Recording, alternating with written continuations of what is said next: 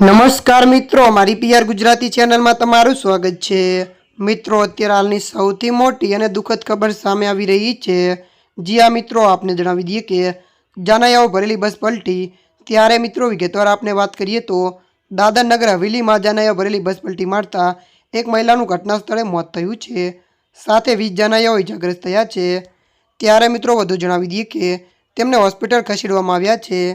ત્યારે મિત્રો મળતી માહિતી અનુસાર આપને વાત કરીએ તો દૂધની ગામે ઉપલા મેટા ટર્નિંગ પાસે આ ઘટના ઘટી છે।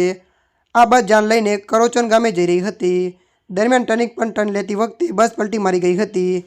ત્યારે મિત્રો મળતી માહિતી અનુસાર વધુ જણાવી દઈએ કે પોલીસે આ ઘટના મામલે વધુ તપાસમાં લાગી ગઈ છે। ત્યારે મિત્રો અત્યારની આ દુઃખદ ખબર મળી રહી છે। ત્યારે મિત્રો હાલ માટે આટલું, મળીશું નવી અપડેટ સાથે। જો તમને અમારો વિડીયો પસંદ આવે લાઇક, શેર અને સબસ્ક્રાઈબ કરી નાખજો। ધન્યવાદ।